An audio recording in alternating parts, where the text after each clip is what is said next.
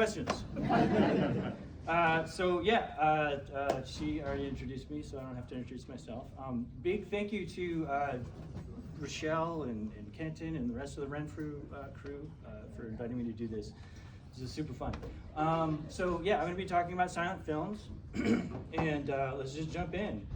So this is super brief timeline of silent film era movies. So the first film that we know of was in 1888. You could argue that the first one was in 1880 by Edward Muybridge, but that's another conversation. We're not going to go there today. And then the first dedicated film score, that is music that was specifically written for a movie, was in 1908 by Camille Saint-Saëns.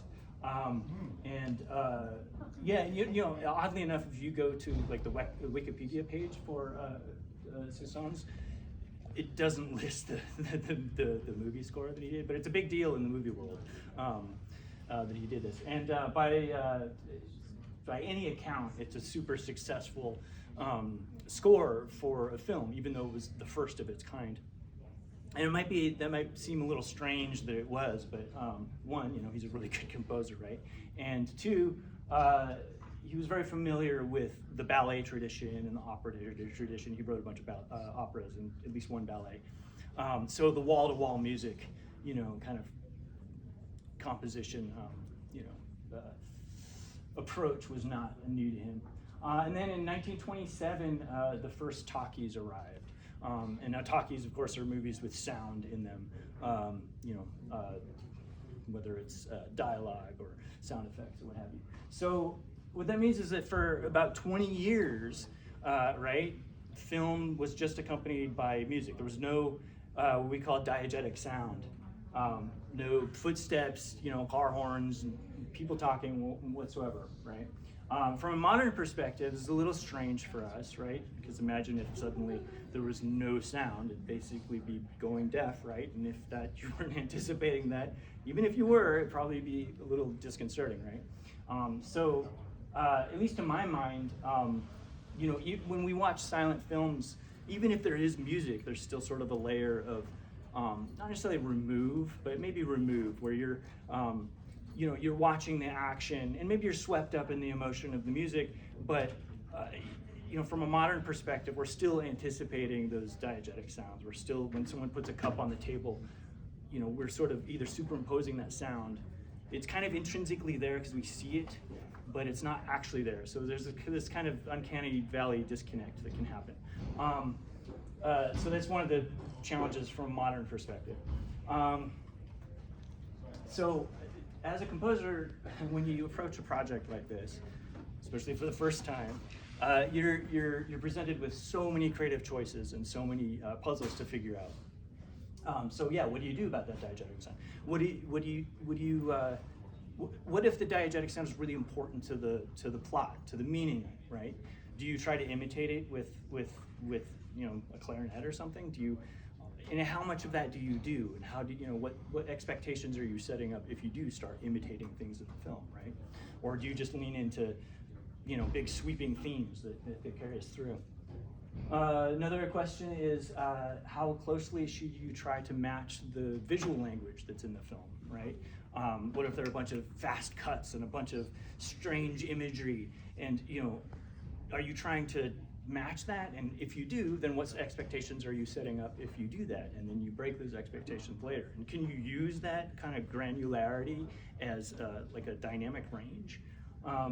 There's so many more questions. It goes on and on. Themes, what do you do about themes?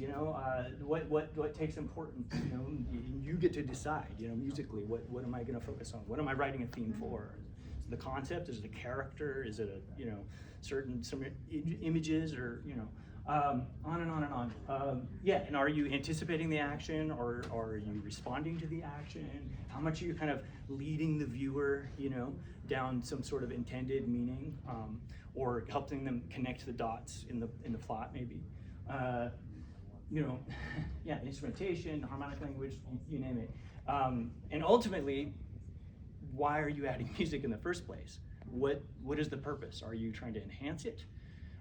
Is it just entertainment? Are you trying to have a conversation some sort of artistic dialogue with the past in some way, or are you providing commentary, that wouldn't have existed back then?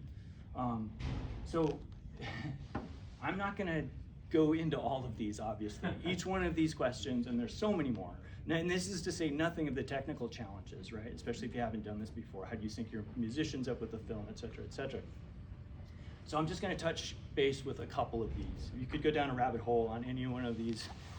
You could have conversations all day. But the history of my experience with silent films, I've written 4 scores, 4 films, and all for the Kenworthy Theater. The first one was in 2016, and the most recent one will be premiering on the 19th.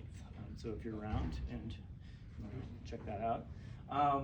And so I think I'm going to talk. Well, I know I'm going to talk because I planned this out ahead of time. So I know I'm going to talk. I'm going to talk mostly about The Wind and so the last 2 in Page of Madness, because there's a lot to unpack there, and I think they're the most interesting to talk about. Spend the most time on The Wind because it's had time to kind of digest, and I've had time to think about it. So, jumping into The Wind.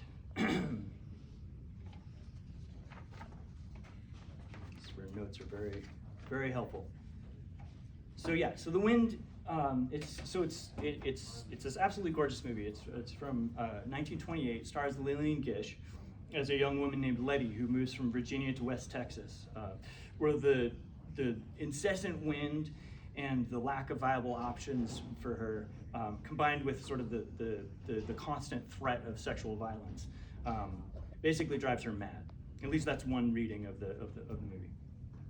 There's a lot to unpack in the movie, everything from questions about Western expansion to feminist and environmental critiques. It's all in there.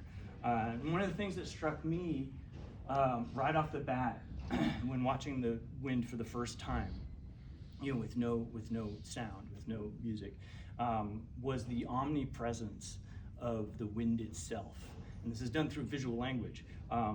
So almost every scene in the movie has the wind present. It's always there. And if we don't see the wind in that shot, it's not going to be that long till we see the wind, And of course,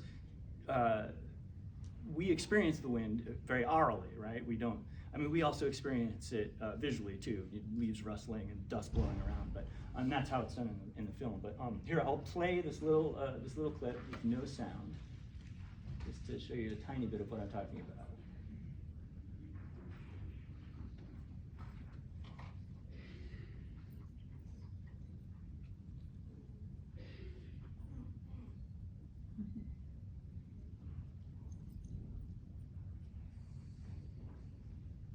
So this is back to the diegetic idea, right? This is diegetic being sounds that are in the movie that the characters can hear, they can respond to. We're so used to hearing diegetic sounds in movies that if there isn't sound in a movie, we call it a silent film. We have to specify that it's a film without sound, right? We expect there to be sound. So I got to thinking, well, I need some musical way or sonic way to represent this omnipresent wind. It's such an important part of the movie. It's basically a character in the movie. And so my first thought was, because when I watched the movie for the first time, I heard a string quartet in my head. I thought, well, I want to write for strings. Perhaps a member of the string quartet at any given time can imitate wind sounds, and they'll take turns. It means that someone will have to be playing wind sound the entire movie, but maybe that's okay. And then I thought, well, that's weird. I could never fully use the string quartet as like a classic string quartet with 4 or more part harmonies, right? That string quartets are so good at doing. So then it occurred to me, well, what if there was another instrument that imitated the wind? And then I thought, what if it made wind sounds out of string quartet sounds? And so that's how I got to, how do I advance now? Okay, what do I call the wind machine? So I spent several weeks, a month maybe, I don't know, developing this. It's essentially It's an electronic instrument. It's essentially a complicated looper that I authored in the visual programming language Max, if you know what that is. If you don't, we'll talk afterwards. It has all sorts of parameters that you can control in real time that control things like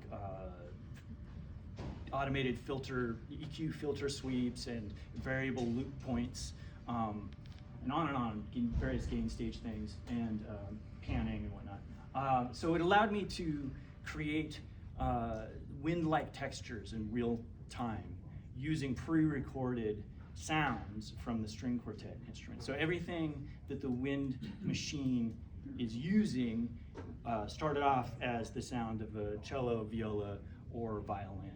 And then I'm transmogrifying it into wind noises. Here's just a little bit to give you a sense how it works.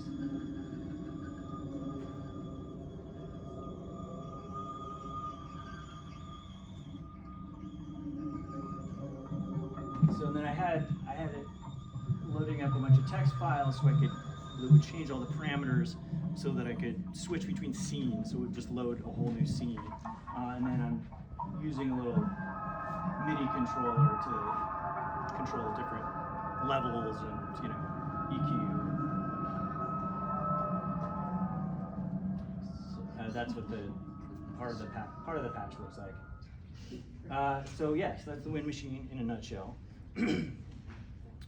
So it was also important to me that the string quartet also be able to sound like wind, and or maybe a wind plus or something, as if the wind was beckoning Letty in some way. So maybe a little more musical or something, but still wind-like. And I wanted the wind machine and the string quartet to kind of be conflated sometimes, like indiscernible throughout the movie, but also maintain their own kind of characters. So I started to think about, well, what kinds of sounds could the string quartet make? Well, there it is. Okay, so I came up with a bunch of techniques that I thought would help with this. Some of these techniques I borrowed from composers like Kaya Sariaho, if you know who she is. She's really into doing the increase the bow pressure, which if you do that on a string instrument, you kind of obliterate pitch and it becomes this scratchy tone. It's called scratch tone. Another thing, I'm not sure where I picked it up, but I've seen it done before. I just made my own symbol for it. Is a harmonic trill, where on a stringed instrument, one way to get a harmonic is you stop a note and then you lightly touch the string a fourth up from that note, and it produces the pitch 2 octaves higher than that stopped note. So what I'm asking the performers to do in that particular one is to literally trill the lightly touched node. So effectively what you're doing, you're trilling between a note and 2 octaves above it. It's a super wide trill. It's a really cool sound. Then a bunch of other stuff. Some of it's very standard. I borrowed some stuff from Barry Guy, if anyone who knows who he is. Excellent, interesting composer. He does this wavy beam thing, which just means play at an erratic sort of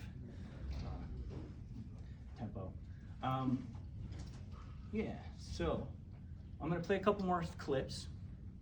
And this first clip is that same clip we saw before, but now it's got some wind machine and it's got some string quartet.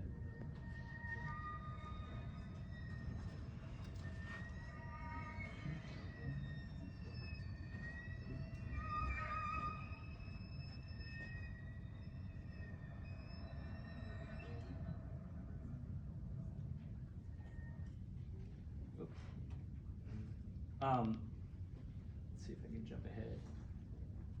So this next clip, it was also in watching the movie, because Letty's situation is it's not good. She doesn't have many options. She's out there basically alone. She moves out to West Texas to hang out with her cousin, but that doesn't work out for various reasons. She's more or less forced into this marriage that she doesn't want, or else she's going to be homeless, basically. I was very much viewing the film through a feminist lens, and I wanted to get at this discomfort that she would have felt. So this next clip is a bit of the discomfort. Fast forward.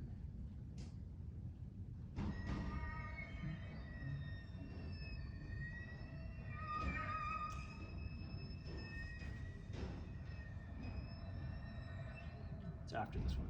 We saw this one already.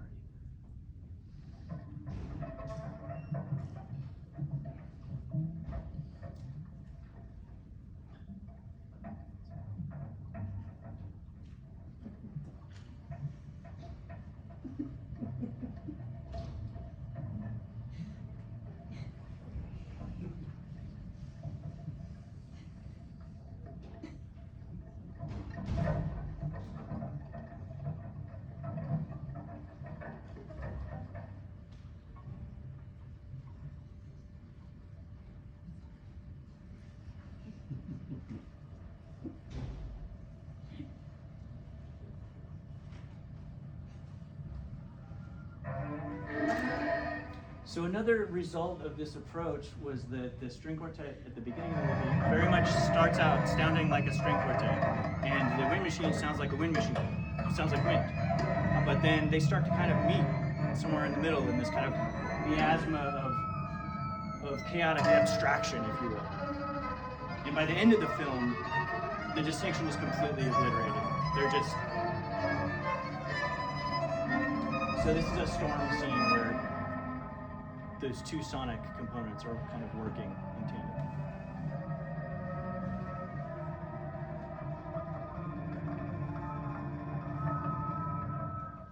And this is where we end up.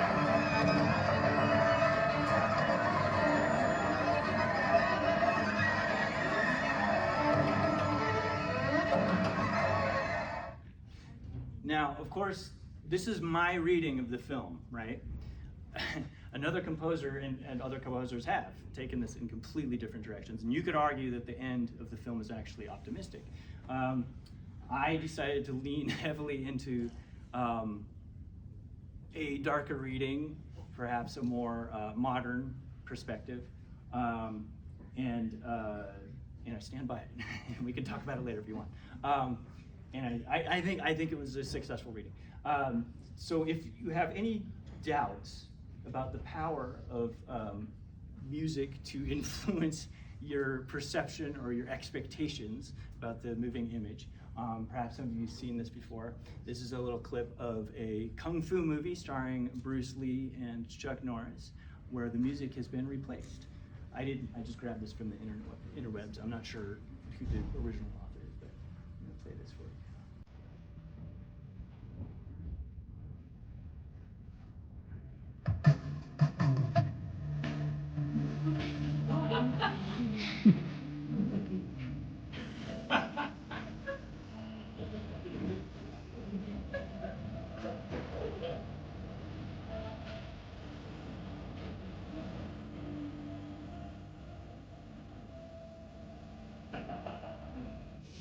So you get the idea.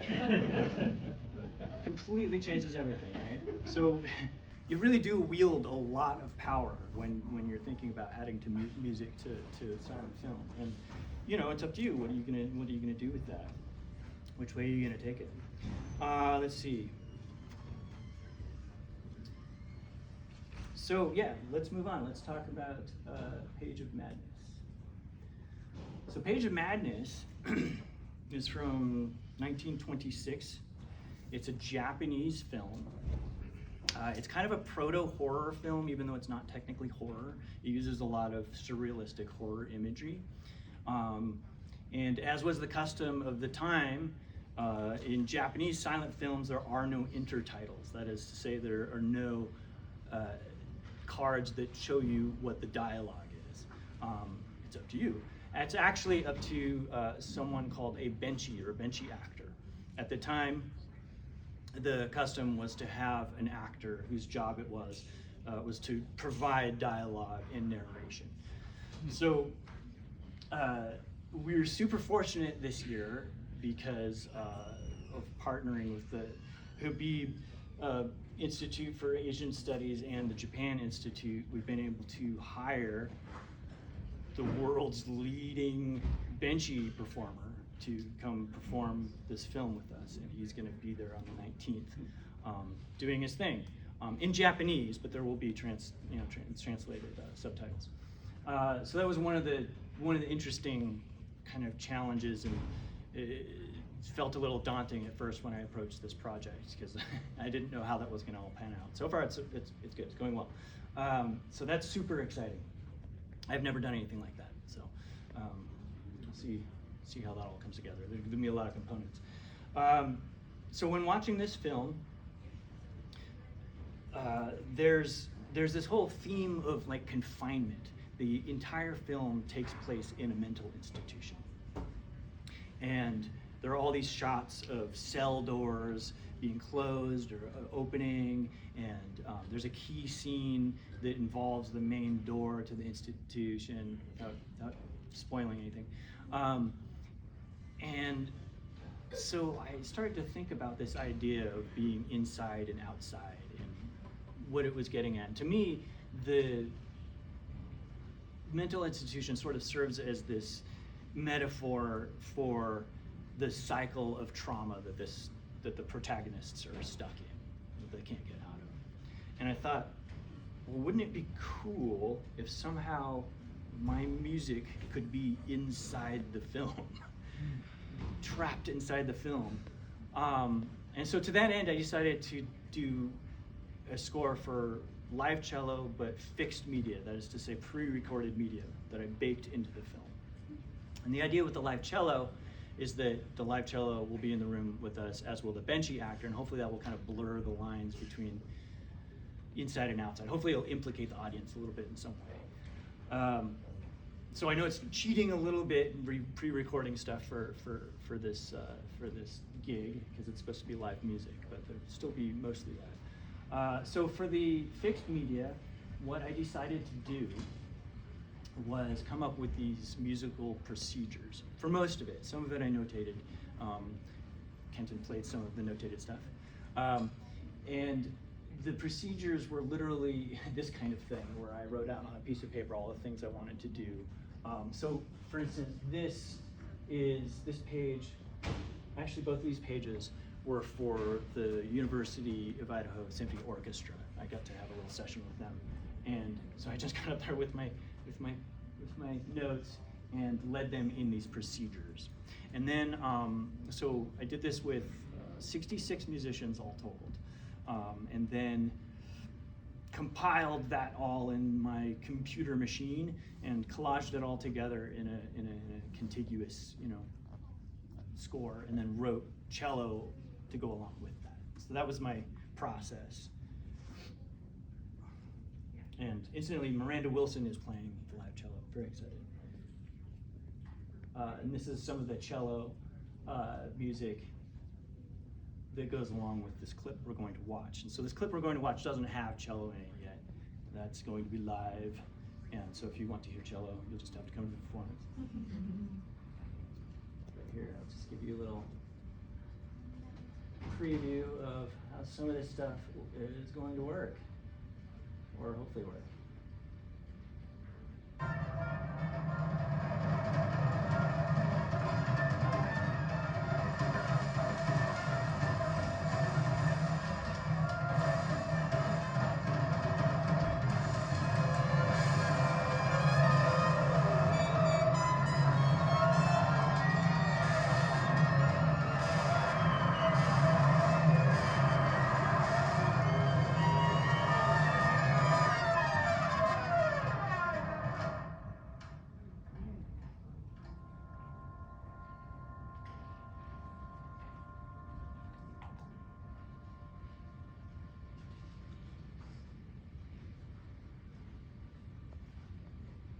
Another thing I wanted to experiment with in this movie was the use of silence as a dramatic element unto itself, because it is so disconcerting when you're watching a silent film and there's music, music, music, and then there's no music.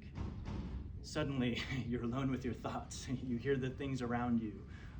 So you could argue that takes you out of the experience, but for a movie like this, I would argue that it actually implicates the viewer. It implicates you. It makes you culpable.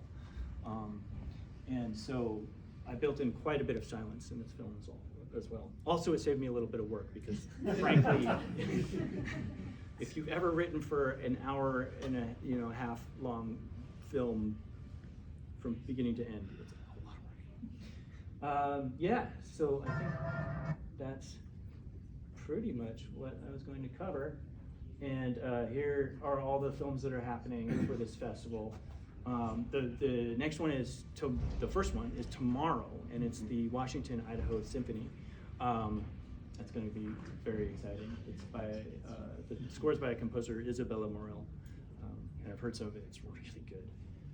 And then the next one is actually music by Max Walpert, our primary music composition faculty here. And then mine is Page of Madness on the 19th. And then the last one is Safety Last, which is composed by Liam Marchant. If anybody remembers Liam, he's a Lionel Hampton graduate, alum. And yeah, I'll open it up to questions, unless I need to go longer. What time? No, I just need to time? applaud first.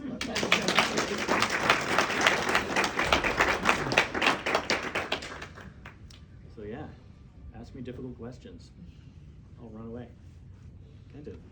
The two films that you talked about, The Wind and then The Page of Madness, did they have orchestral scores when they were originally produced? That's a great question. And do any of the manuscripts survive that if you wanted to recreate the way The Wind was done in 1928? My understanding, if I remember correctly, The Wind did have a score, but it's kind of lost. We don't know. I think we have maybe some of it. Page of Madness, that's a great question. I should know the answer to that. I actually don't know. But if it had the actor doing the narration, right, then maybe there wasn't room for a musical. Maybe, yeah. I suspect they did have some music along with it, but maybe it wasn't a notated score.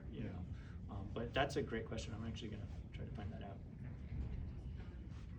Have you decided which films you want to make a score for? Are there certain characteristics of films you're looking for that make them interesting? Are people commissioning these? How is it? Yeah. So both these two films, Colin Mannix at the Kenworthy suggested. He's like, I really think you should do The Wind. and then we went to the theater and we watched it. And I'm like, oh yeah, I want to do The Wind. And then same thing with Page of Madness. So I think personally for me, there just has to be enough complexity built in, and I don't think I'm a good enough composer to write comedy well. It seems like it'd be easier to write comedy, but I think it's actually much harder to write comedy. Yeah. So for me, I want there to be darkness and confusion and intrigue and complexity and dynamic layers. Well, historically, as I understood it, silent films were played in movie theaters, usually with an organist, and the movie theaters all had pipe organs in them. I know this because my father's best friend, when he was growing up, his best friend's father's job was to maintain organs, which was a great job until 1928, and then he was out of work forevermore. But were organists just trusted to come up with something? I mean, were organists a lot of the times, improvising a lot, I imagine? Yes, a lot of the times, yeah. And did they not get guidance, or did they just I don't know about that. That's a good question. I think that my understanding is that that format is actually the predominant format, because not every theater can afford an orchestra. Right, and so I know that they had books that were sort of standardized. Like you'd flip to page 60 and that'd be the chase scene, and there's now flip to the beach scene. You know what I mean? And so there were publishers that made Okay. music just for that purpose. Okay. You know, and then you vamp on a chord when it's a comedy routine or whatever, you know. Yeah. So yeah, that was really common. But people were also doing full scores from the beginning. It just that was less common. Yeah. Ben, you had a You know, you said the thing, I was like, oh, they have these books Yeah, that yeah, they yeah, can yeah. cheat from. Totally, I know. And you know, Totally. so- I kind of want to make one of those books, I think. Yeah. Yeah. What was your introduction to all this? How did you get going with this? Yeah, so in 2015, I knew some people on the Kenworthy board, Ben James being one of them. And I don't remember who floated the idea first, but I think the first time I heard of it was through Ben, of them putting on a silent film with live music. And I guess I kind of ran with it, right? I was like, that's a great idea. Yeah, I'm gonna do that. I'm gonna do that. So, and So is somehow. this a common thing that is done? or- Well, it's fairly common. I mean, it's and it's kind of experiencing a bit of a renaissance right now. But there are festivals, like Italy has a famous festival, but there are festivals around the world that are exactly this, you know, live musicians with silent films. Yeah. And, So Dylan, I know that you've also done some soundtrack work for new films, right? Mhm. Talkies, Mhm, new mhm, talkies. mhm. How does this silent film work influence the way that you might approach something like Ben's, you know, Right. that Ben is working on? That's a really interesting question. I think that to me, they're very much the same thing in some ways. It's just that with the silent films, you're perhaps leaning more into the formal decisions that were made in the film, like wholeheartedly. You're kind of giving yourself to the film more, you know, and you're letting it kind of dictate what you're doing, as opposed to more traditional approach would be, okay, we need music from here to here, and it's this particular scene, and then there might be dialogue, you know. So you have these other considerations, whereas with silent film, it's much more like, this is the sound I hear when I see this scene, and like, you know, and then maybe I'll pick that sound up later because it ties in, and but I think for me they're sort of almost gradations of the same thing, because you're just responding to something. Does that make sense? But if the writer and the director and the producer are alive, I assume they're. Well, yeah, that's the other. And I just, how Yeah, weird that's the does other it factor. feel? I was just sitting here doing arithmetic. Every single person who worked on that movie is Yeah, dead. that's Maybe if there's correct. a baby, they're still alive, but Yeah, they're dead. Well, that's you know, correct. and how weird is that? It is weird. How much do you do homage to what they might have Right. been thinking? Do you try to figure it out? Do you just think this is who I am now? And Right. I mean, for me, what I am capable of as a composer is doing, you know, I'm capable of doing my thing. You know what I mean? And like whatever that is. So yeah, I wish I could extrapolate, but even then, though, it's guesswork, right? So you kind of just, this is where we're at now. So you might as well just kind of lean into the moment. That's kind of how I see it. Yeah. Yeah, but you're right. With the production these days, you have to deal with pesky directors who can tell you what to do all the time, or whatever. Yeah. Could you describe the technical challenges of matching the sound with the visual Yes. image on the screen? And as Yes. we learned in playing Yes. that short little band piece, that you had a very precise amount of time to fill. Yes, And, exactly. Yeah. Yeah. I can't imagine doing that for Yeah. the hour and a half of the film. So the first two films, we had a conductor. If people remember Al Gemberling, he was the conductor for the first two films. He did an amazing job. I have no idea how he pulled this off. But yeah, so he ended up, so in the conductor's score, I gave him time code numbers, but I also gave him little thumbnails of where we're at in the film, so that, you know, when you see this image, which didn't always work because sometimes it looks just like the other shot that was like, you know, 15 minutes ago, right? So, but at least it helped.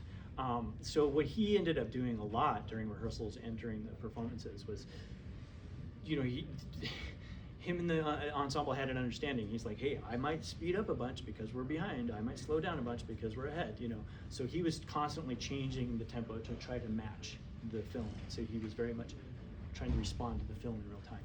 So then with The Wind, I decided, well, what if we try to do away with that pesky conductor? Who needs conductors and directors? We'll just forge our own way.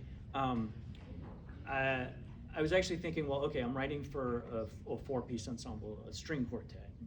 It would be weird to have a conductor up in front of four people, right? And string quartets are if they're a proper string quartet, they're used to working together and like controlling their tempos together and stuff. So this was my thinking, and I thought, well, what if they had like visual conducting? So what I did is I made these. I should have brought an example. In the margins of the film, I made these little animations that imitated conducting patterns, and then they flashed at each beat. I thought it was so clever for doing this, and I thought this is bulletproof. There's no way that this could go wrong. And then it would also display the measured number, so you could never get lost, right? But what we found quickly in rehearsals was that without a click track, they all were sort of interpreted. It was hard. It was hard to see the conducting cues because they were this big instead of an actual conductor who's this big. So what we ended up doing was also embedding a click track, and then everybody wore cans, and that kept everybody on track for that. And then this next one, Page of Madness, my approach was entirely different. I decided to have one performer and she can interpret a little bit, like, so I give her time code numbers in her music. It's very specific, like where things are supposed to start and end, and give her little cues about what she should be hearing in the movie also, but knowing full well that that's just guidelines. So yeah. So typically what they'll do, like in Hollywood, and this has been done forever, so they'll have what's called punches and sliders, and that's just, slider is just a line that goes across the entire screen, and a punch is like a dot that flashes, and you can color code them and stuff depending on how you want to set it up. So that's what they typically use, and that's difficult to do in a live context because you need to have two sources of video playing simultaneously. They're synced up to each other. So if you have limited resources, it's difficult to do that. I would love to do a project with punches and sliders and sometimes, because that allows you to not be on a like, you know, a click.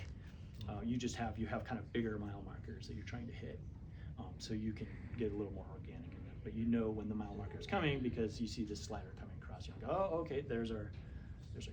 Anyways. Thanks. Yeah.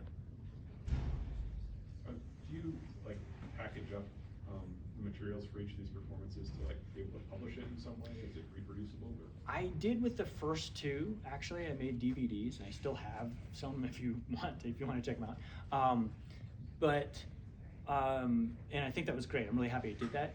But it was so early on too. I mean, I did both of those during my undergrad, and they're, I'm proud of them, but you know, I think it was maybe a little premature to like be like, this is the thing I'm going to put out into the world, you know.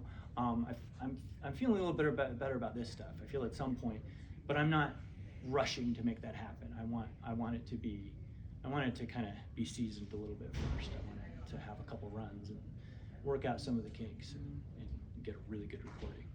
But yeah, I would love to do that with these.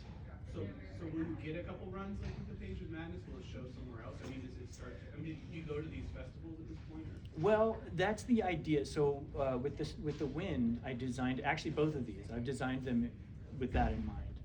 Like, so for the Wind, for instance, I could ship off all the materials to, you know, Chicago or wherever, to a string quartet, and be like, great, I'll see you in a month and a half for the dress rehearsal, and I'll show up with my wind machine. We'll have a run through or two, and we should be good to go. That's the idea. Page of Madness doesn't have anything else in the works. The Wind is being scheduled right now to be performed in Boise.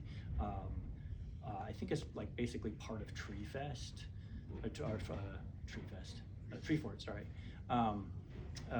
Yeah, the details on that are still but it sounds like it's going to happen, so that's exciting. And I think they're going to hire a string quartet and everything, so I'm super excited about that. So in the very beginning, you showed us a list of all the different, many of the questions that you're trying to answer as you make your decisions going about it. Now that you've done 4 films, have you come up with some sort of like, this is my personal theory of composing for silent film, or my personal style? Or A little bit. Kind of every time? Yeah, I think so. I think that is starting to emerge, and you know, it's maybe a difficult thing to articulate when it's like, you know, when you're in the process of having it emerge.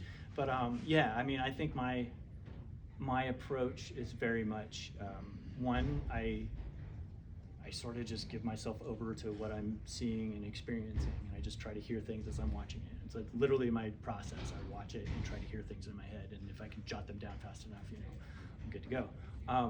And then you know, being from a like a punk rock background and from like a heavy music background, I very much respond to intensity and dissonance. So yeah, I like the gnarlies. So that's, you know, kind of my style a little bit. I think it's like maybe the horror soundscape, I guess. That makes sense. I mean, both the films that you showed us clips from, both of them, I was like, this is kind of almost painful to listen to at times. Yeah, but it makes total sense within the a couple people, context of the film. yeah, a couple people who were very laudatory about The Wind also said to me, that was very anxiety producing, you know, like, yeah. So, and that's, you know, but that was that's you know, mission accomplished, right? I mean, like, it's so, I felt so bad for Letty, you know, it's awful. Anyways, yeah.